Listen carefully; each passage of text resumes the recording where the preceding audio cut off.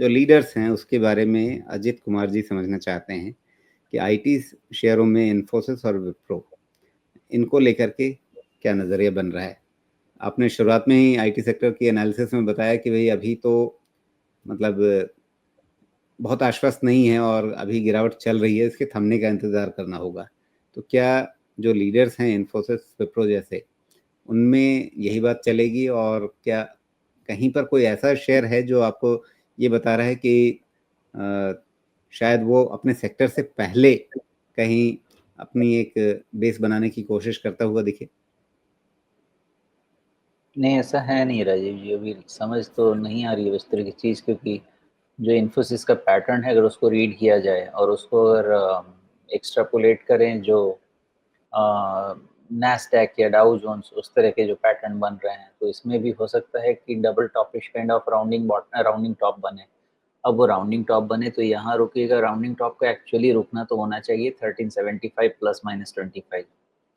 Actually होना तो वो चाहिए, लेकिन होगा कि नहीं होगा नहीं पता, क्योंकि ये जो आपका जो स्ट्रक्चर था ना, एक जो ब्रेकआउट वाला स्ट्रक्चर था जिसको आप ये कह सकते हैं रिवर्स हेड एंड शोल्डर्स, और उसका ब्रेकआउट प्लेस था करीब 1700 के ऊपर। तो उसके ऊपर में क्या हो सकता था? उसके ऊपर में वो हेड एंड शोल्डर का जो ऊपर वाला पार्ट है 1900 के पास का, वो टेस्ट हो सकता, तो वो हो गया। लेकिन वहाँ से फिर आईटी इंडेक्स की ही बैंड बजी हुई है और वो टूट गया।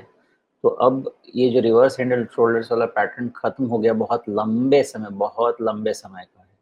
राजीव जी, ये रिवर्स हेड एंड शोल्डर्स ना आपको 2022 से लेना पड़ेगा, 2022 के जनवरी से, वहाँ से जाके देखना पड़ेगा। जी, हाँ, अभी देखिएगा, अब आप समझ पाएँगे। तो वो चीज़ जो है ना, वो चीज़ खत्म हो गई वहाँ पे जाके। अब उसके अगेंस्ट का करेक्शन है, अब उसके अगेंस्ट का करेक्शन है, तो ये करेक्शन 1550 से लेके 1350 किसी भी रेंज में कंप्लीट हो सकता है, जिसका मेरे पास कोई इंडिकेशन अभी नहीं है।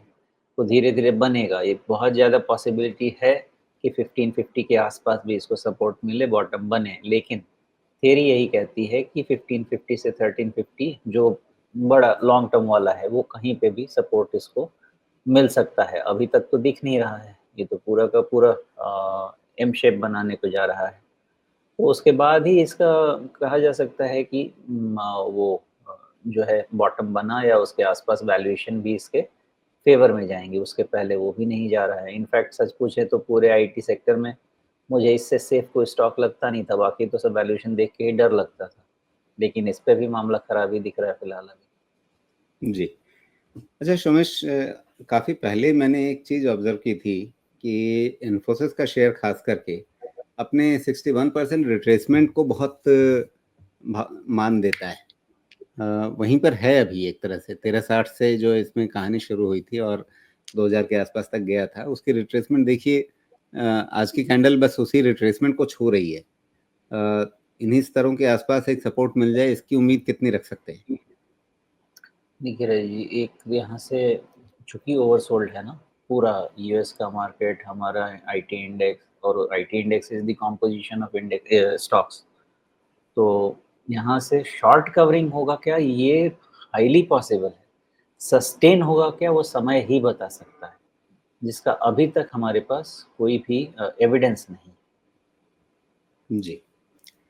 और इसी कड़ी में जो दूसरा नाम इन्होंने पूछा है, तुलनात्मक रूप से देख लें, विप्रो के बारे में क्या नज़रिया बन रहा है? क्या विप्रो तुलनात्मक रूप से ज़्यादा कमज़ोर दिख रहा है अभी?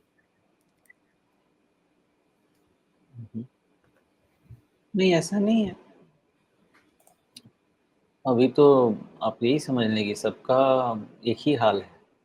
तो विप्रो भी मुझे लगता नहीं कि 290 के ऊपर अब निकलेगा या सस्टेन होगा फिलहाल। अगर हो गया तो फिर मतलब मामला ठीक हो जाएगा।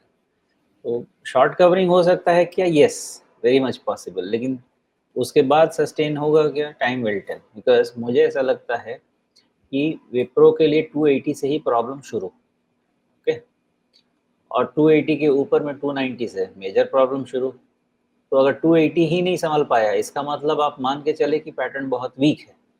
बहुत वीक है मतलब इवन 240 वाली पॉसिबिलिटी है, उसके नीचे वाली पॉसिबिलिटी भी हो सकती है। लेकिन अगर 290 गया तो मे बी फिर एक रिव्यू करेंगे और समझने की कोशिश करेंगे। हैविंग सेड दैट, आप ये समझिए कि 260 से 260 या 255 के आसपास इसका मेजर सपोर्ट बनता है, मुझे ऐसा लगता है। और ये अगर गया तो फिर मुश्किल है, कम से कम वही जो मैं 240 के आसपास की बात कर रहा था, उधर की पॉसिबिलिटी रहेगी। और वन आफ्टर अनदर इवैल्यूएट करेंगे आईटी के लेवल्स को।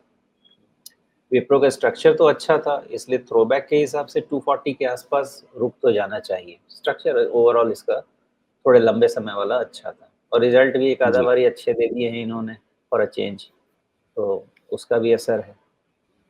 लेकिन अगर आप देखें 200 डे मूविंग एवरेज, इसका कम से कम पिछले साल, सवा साल से तो यही रुझान है, 1.5 साल से, कि आप 200 डे मूविंग एवरेज को थोड़ा-सा छूते हैं, थोड़ा-सा उसको काटते हैं और वहाँ से संभल जाते हैं, नई तेज़ी होती है।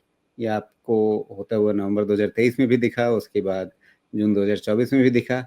अभी भी 200 डे मूविंग एवरेज को इसने छुआ है, उसके थोड़ा नीचे गया है। तो इन्हीं स्तरों के आसपास से वापस पलटे? पॉसिबिलिटी है राजीव जी, बिकॉज़ 260 5 पॉइंट ऊपर नीचे डेविएशन, बहुत स्ट्रॉन्ग सपोर्ट ज़ोन इसका इमर्ज हो सकता है। मेबी यहाँ से तुरंत बाउंस होके ना चले, कंसोलिडेट करे, बट वीकनेस सीज़ हो सकती है, क्योंकि अगर ये छूटा, तो 10% की वीकनेस तो बढ़ जाएगी कम से कम।